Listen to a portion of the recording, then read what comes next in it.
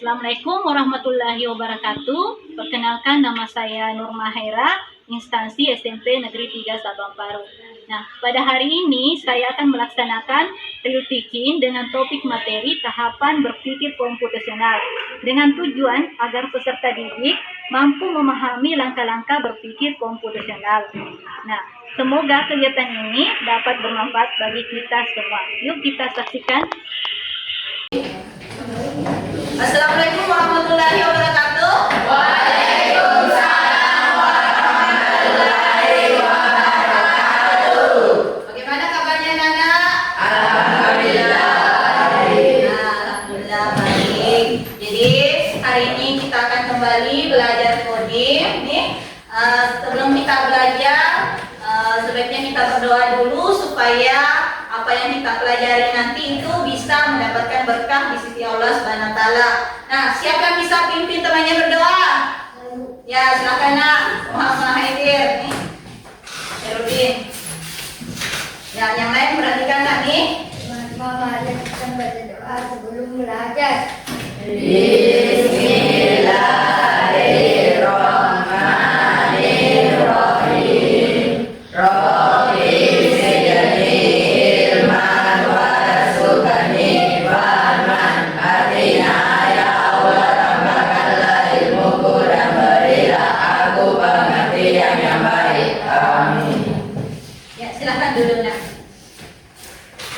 Oke, sebelum kita mulai pelajaran, saya absen dulu Dina. Andi Abid? Oke. Ahmad Kosan? Tidak hadir. Kenapa tidak hadir Ahmad Kosan? Ada yang tahu kabarnya? Iya. Alvin? Ardina Rafi? Alda Sapitri? Amiranda? Muhammad Alif Setiawan? Muhammad Fadil? Muhammad Herudin? Muhammad Khairil Ikhwan? Muhammad Ikram? Muhammad Rehan M? Muhammad Rehan S? Muhammad Syakir? Nur Aziska? Nur Afia? Nur Hanisa? Putri Adika? Ya, Syakila? Ya, alhamdulillah. Jadi hanya satu orang yang tidak hadir. Jadi sebelum kita mulai pelajaran, mungkin bagusnya kita speaking dulu nih, supaya kalian semangat nanti belajar. Ya, setelah minta Nanda semuanya berdiri. Kita tepuk konsentrasi nih. Jadi sekarang kita mulai. Tepuk 1. Yes. Tepuk 2. Oke. Tepuk 3. Semangat. Tepuk 4. Konsentrasi. Anak cerdas. Aku pikir, aku rasa, aku bisa. Yes, yes, yes. Nah, silakan duduk kembali. Oke, hari ini kita akan belajar topik materi yaitu tahapan berpikir komputasional. Pernah dengar kata-kata ini? Pernah? Iya. Kalau belum pernah, dan kita akan bahas nanti. Jadi, adapun tujuan pembelajaran hari ini adalah mengidentifikasi jenis data yang bisa dikumpulkan di lingkungan sekitar. Yang kedua, menggunakan tahapan berpikir komputasional, mulai dari dekomposisi, pengenalan pola, abstraksi, dan algoritma untuk mengolah data. Kemudian yang ketiga, menyusun langkah-langkah sistematis algoritma dalam proses pengumpulan data. Jadi inilah tujuan pembelajaran yang kita ingin capai nanti selama kita belajar dalam waktu 2 jam pembelajaran nanti. Nah, saya ingin bertanya sebelum kita lanjut lebih jauh. Apakah kalian pernah membuatnya di rumah? Nah, ini saya kira semuanya pernah. Nah, apakah kalian memperhatikan cara-cara atau langkah-langkah pembuatannya? Ya. Nih, pembuatan T itu mulai dari mana? Ada yang bisa? Bisa ya, silakan berdiri. Bagaimana langkah-langkah membuat T di rumah? Panaskan air. Setelah Setelah mendidih, ambil gelas, masukkan gula, Ya. masukkan teh, setelah itu siram tehnya, Ya. jadilah teh. Iya, siap dihidangkan. Oke, plus teman-teman. Oke, itu yang dijelaskan tadi namanya masalah langkah-langkah membuat teh itu termasuk langkah-langkah berpikir komputasional. Selanjutnya saya tanya lagi, apakah kalian pernah mengumpulkan data teman sekalian? Kira-kira data apa yang pernah kalian kumpulkan? Data apa? Data yang baru-baru ini ukuran? Ya, ukuran baju. Jadi sekira ketua kelasnya pernah mengumpulkan data ini ukuran baju teman sekelasnya nih. Jadi ini nanti yang ada kaitannya dengan berpikir komputasional. Nah, untuk itu kita lanjut lagi. Sebelum saya jelaskan lebih jauh, kita putar video dulu tentang tahapan berpikir komputasional. Nih. Pengenalan computational thinking. Ya, silakan menonton nih. Hai teman kece, coba tebak apa artinya computational thinking atau berpikir komputasional? Adakah yang bernama jeli dan melihat kata komputasional di sini? Jadi mungkin ada hubungannya dengan komputer ya? Iya, betul sekali. Jempol buat kamu yang sudah menebak dengan benar.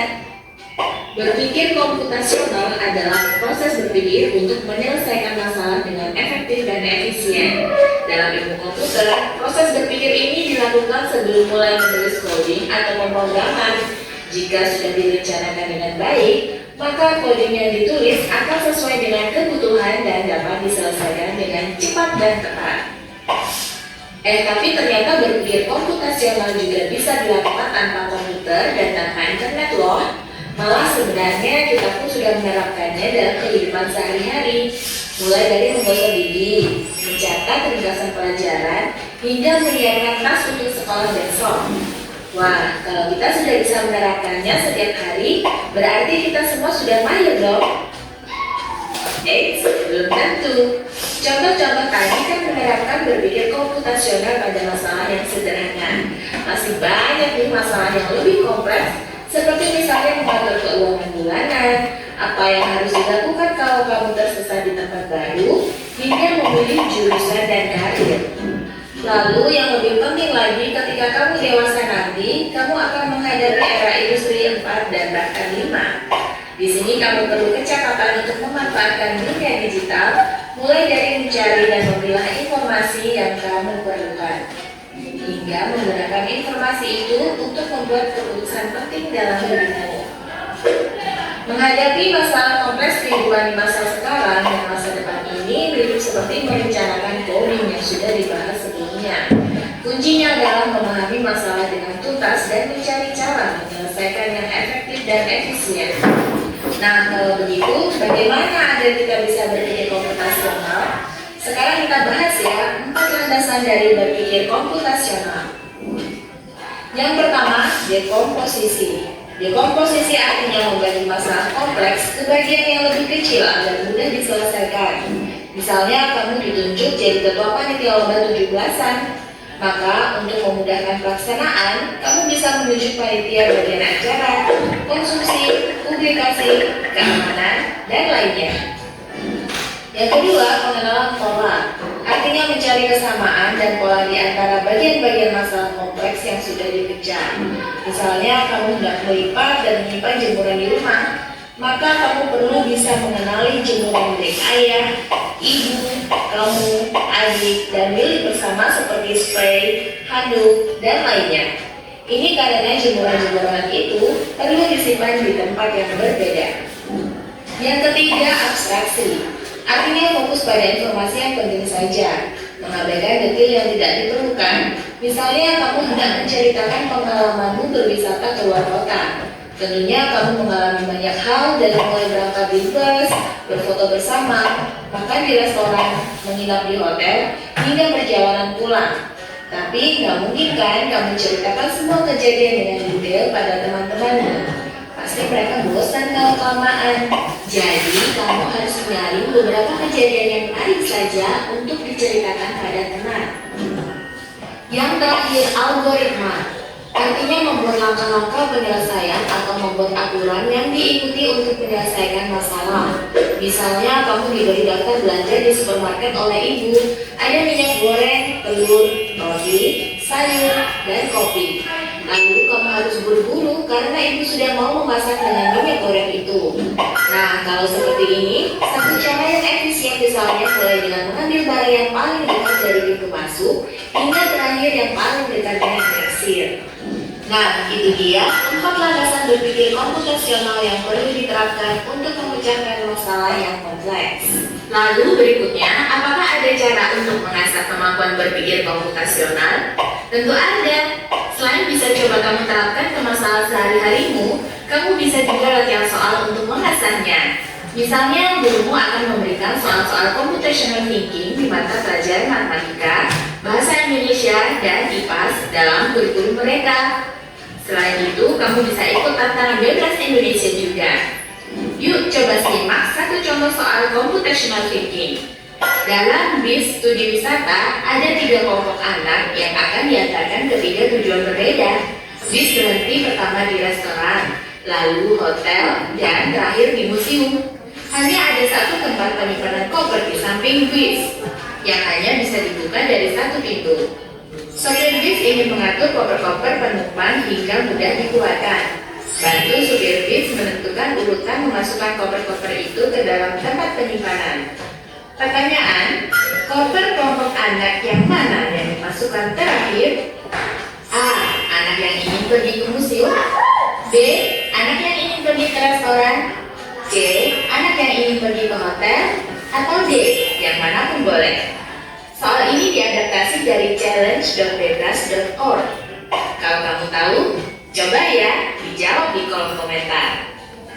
Kejar cita, kejar ilmu, raih cita.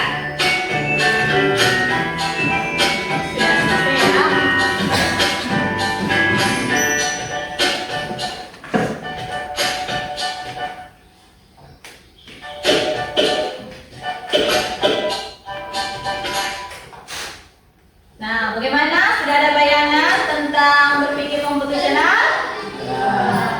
Jadi sekarang saya jelaskan ulang nih apa itu berpikir komputasional nih. Jadi sekira tadi sudah juga dijelaskan di video tahapannya, kemudian pengertiannya, tapi saya akan mengulangi lagi. Jadi apa itu berpikir komputasional?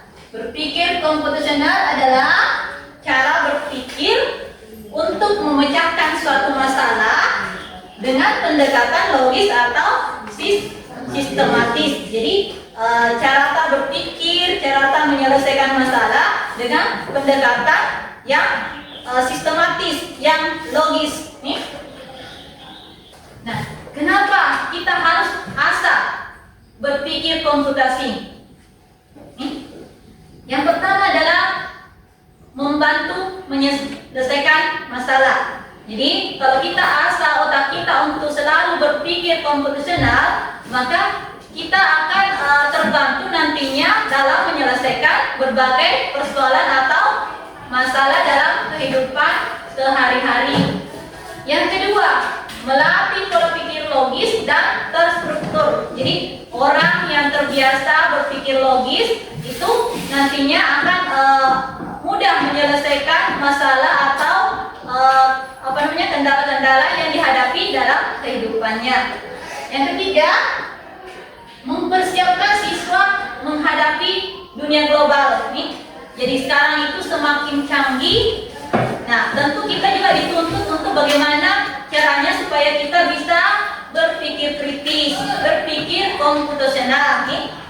Yang keempat yaitu menumbuhkan kemampuan berpikir kritis. Nah, seperti yang dijelaskan tadi di video, bagaimana langkah-langkah berpikir komputasional? Yang pertama adalah dekomposisi. Nih, sudah dijelaskan juga tadi. Dekomposisi itu adalah memecah permasalahan besar menjadi lebih mudah dikelola. Contoh, misalnya nanti pengolahan pengumpulan data kegemaran peserta didik kita pecah menjadi nama, nama kegemaran atau hobi. Kemudian yang kedua, pengenalan pola, yaitu mencari kesamaan pola atau tren dalam data yang sudah dikumpulkan. Jadi misalnya kegemarannya ada yang main bola, ada yang main bulu tangkis, kegemarannya ada main voli. Nah, itu bisa dikumpulkan menjadi satu, yaitu kegemaran olahraga. Yang ketiga, langkah berpikir komputasional adalah abstraksi, yaitu fokus pada informasi penting dan mengabaikan informasi yang tidak relevan. Jadi nanti pada tugas kalian itu mengumpulkan data kegemaran peserta di kelas 7.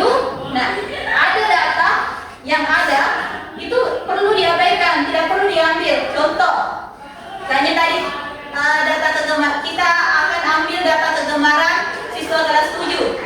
Berarti data yang diambil yang tidak perlu diambil adalah tanggal lahir siswa. Apalagi yang tidak perlu diambil? Jumlah saudara, jumlah saudara atau nama ibu kandung, itu tidak perlu. Jadi kita hanya mengambil data yang relevan sesuai dengan apa yang kita ingin cari. Dalam artian kita fokus terhadap tujuan yang kita ingin cari. Kemudian yang keempat, perencanaan algoritma, yaitu menyusun langkah-langkah logis dan sistematis untuk memproses dan menyajikan data. Jadi setelah kita kumpulkan, kita susun langkah-langkahnya untuk memproses dan menyajikan data itu. Jadi misalnya tadi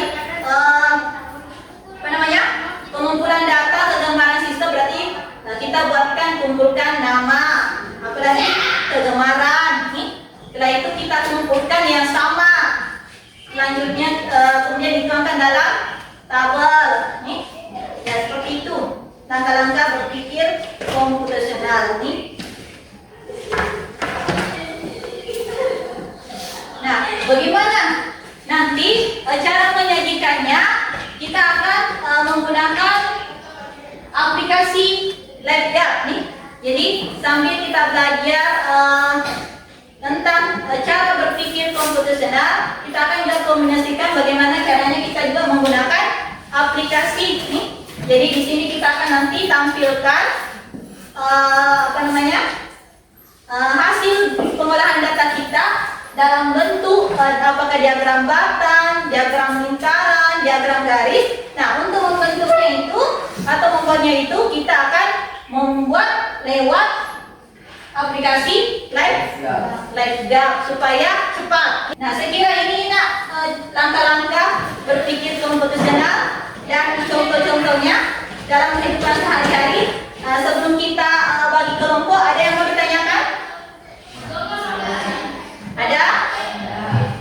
Sudah bisa dipahami? Sudah? Iya. Kalau begitu, saya akan bagi kelompok. Jadi di sini ada 4 kelompok. Setiap kelompok menyelesaikan LKPD.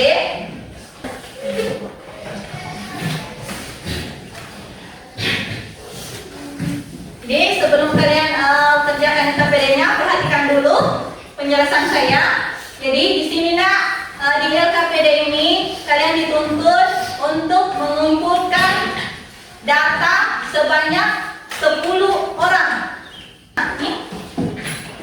Nah, untuk pengumpulan data itu saya minta yang kelompok 1 silakan bertanya ke kelompok 2, silakan mencari data dari kelompok 1. Nih di samping mengambil data juga di kelompoknya sendiri. Begitupun juga yang kelompok 3 silakan ambil data dari kelompok 4 dan kelompok 4 ambil data dari kelompok 3. Kemudian karena di sini ada cuma kalau belum cukup 10 orang, baru minta 1 atau 2 dari kelompok lain. Bisa dipahami? Ya, jadi untuk mengumpulkan data halaman pertama. Oh ya, saya ingatkan juga di KPD-nya itu jangan lupa tulis nama kelompoknya nih. Ya, silakan dikerjakan ke KPD-nya. Jadi yang pertama tulis kerjakan di KPD-nya bagian 1, yaitu bagaimana cara berpikir komputasional dengan tahapan dekomposisi. Nih, dimana di situ nanti kadang mengumpulkan data temannya. Kira-kira data apa yang perlu dikumpulkan untuk mencari informasi tentang kegemaran siswa kelas 7. Ya, silakan Nak.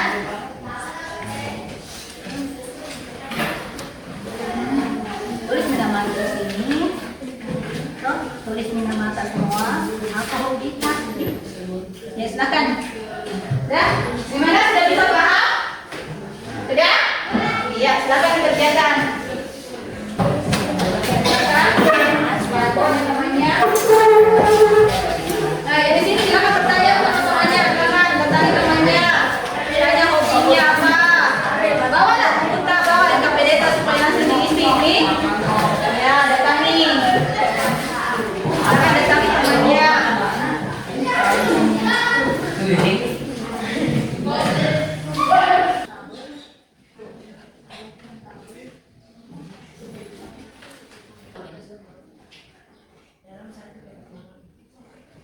Oke, bagaimana? Sudah kumpulkan datanya?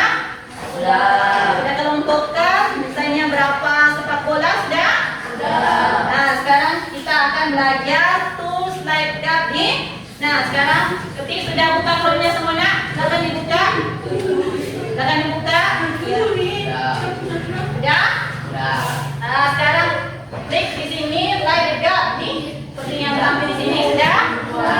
Oke, masuk di laptop, pilih online. Nah, pilih like, gap, chart. Selanjutnya, pilih make your chart. Di sini kalian bisa pilih apakah mau yang bentuk garis, diagram bahkan, atau yang diagram lingkaran. Nih, jadi saya akan coba yang diagram lingkaran. Nih. Oke, silakan kita tunggu dulu. Ini di sini judulnya. Karena datanya di sini hanya yang kita kumpulkan adalah kegemaran dengan jumlah siswa.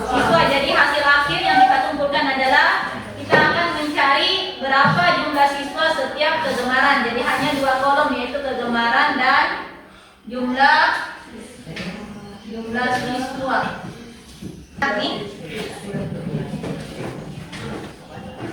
Oke, sudah? Oke, bagaimana sudah?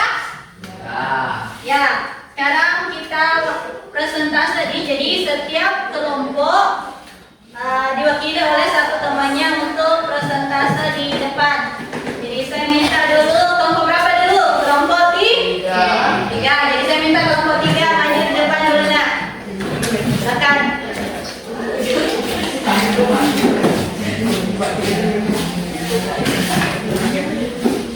Ya, silakan. Salam sama temannya. Assalamualaikum warahmatullahi wabarakatuh. Waalaikumsalam warahmatullahi wabarakatuh. Perkenalkan, nama saya Muhammad Fadil dari kelompok 3. Ya. Nama anggota saya 1. Andika Saputra, 2. Muhammad Rehan, 3. Muhammad Ikram, 4. Muhammad Fadil, 5. Muhammad Sabra. Ya. Ya, silakan. Perhatikanlah hasil dari kelompok 3 tentang data kegemaran siswa kelas 7. Ini silakan jelaskan sepak bola berapa? Sepak bola 5 orang. Iya, lanjut. Voli 2 orang. Iya. Gambar 2 orang. Bulu tangkis 1 orang. Ini beri aplaus untuk kelompok 3. Assalamualaikum warahmatullahi wabarakatuh.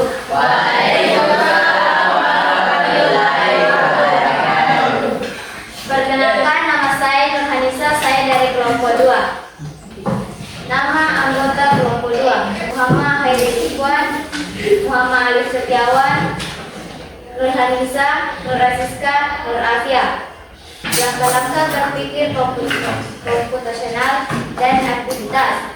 Rekomposisi. Tuliskan data apa saja yang perlu kamu kumpulkan dari teman-temanmu. Data yang perlu dikumpulkan. Nama, kegemaran siswa. Abstraksi. Pada informasi yang relevan dari tabel sebelumnya, informasi yang penting untuk dianalisis. Informasi penting, nama teman, jumlah kegemaran. Informasi tidak penting, tempat, tanggal lahir. Menyusun algoritma. Langkah-langkah algoritma: mencari atau mengumpulkan data. 2. Kelompokkan kegemaran. 3. Hitung banyak siswa setiap kegemaran. 4. Buatkan tampilkan dalam bentuk diagram data. Refleksi. Apa yang kamu pelajari hari ini? Saya senang belajar coding. Ada yang memberi tanggapan, nak? Ya. Tidak ada. Kalau begitu, beri aplaus semuanya. Jadi, baiklah, kita akan simpulkan materi hari ini. Siapa yang bisa menyimpulkan pembelajaran kita hari ini? Ada yang bisa, nak? Apa yang kalian lakukan tadi mulai dari tahap awal hingga tahap akhir nih dalam mengumpulkan data? Kalau tidak ada, baiklah itu akan memberi kesimpulan. Jadi langkah-langkah berpikir komputasional itu adalah mulai dari dekomposisi, yaitu kita memecah masalah menjadi bagian kecil seperti tadi dalam mengumpulkan kegemaran siswa kelas 7. Berarti kita bisa menjadi nama dan kegemaran. Kemudian yang kedua adalah pengenalan bola. Jadi kita mencari kesamaan, misalnya yang sepak bola berapa orang nih, bola voli berapa orang. Kemudian abstraksi, kita menghindari atau kita mengabaikan data yang tidak penting seperti tadi nama orang tua siswa, tanggal lahir. Itu tidak perlu karena tidak ada kaitannya dengan kegemaran. Selanjutnya, setelah kita kumpulkan data, kita buatkan langkah-langkah algoritmanya. Jadi pertama mulai kita kumpulkan data, kemudian kelompokkan, apalagi kita hitung jumlah siswa berdasarkan tiap kegemaran, kemudian kita buatkan diagram dalam bentuk layar nih. Nah, sebelum kita akhir pelajaran, ada yang ingin menyampaikan refleksi tentang pembelajaran hari ini? Pada hari ini saya senang belajar komputasional. Bagaimana perasaannya hari ini belajar? Nah. Ada pengetahuan baru yang kita dapatkan? Ada. Oke, kalau begitu saya akhiri pembelajaran hari ini, nak. Semoga apa yang dipelajari hari ini dapat bermanfaat bagi kita semua nih, terutama untuk kedepannya dapat kita gunakan dalam kehidupan sehari-hari. Oke, sebelum saya keluar kita adakan evaluasi dulu nih. Ya, silakan lelang semuanya HP-nya, nak. Aplikasi kamu untuk menilai sejauh mana pemahaman kalian tentang tahapan berpikir komputasional. Nah, silakan, nak, join. Ya, ada saya sebagian join. Silakan join dengan menggunakan kode ini. Silakan. Sudah semuanya? Oke, kita mulai. Siap-siap? Sudah siap? Siap. Oke, silakan. Tunggu soundnya.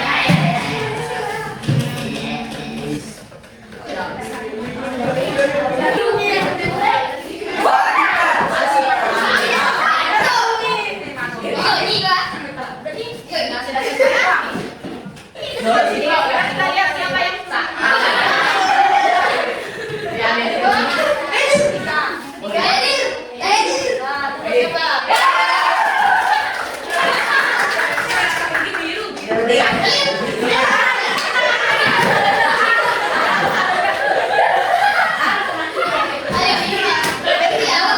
Jadi saya kira cukup untuk pembelajaran hari ini.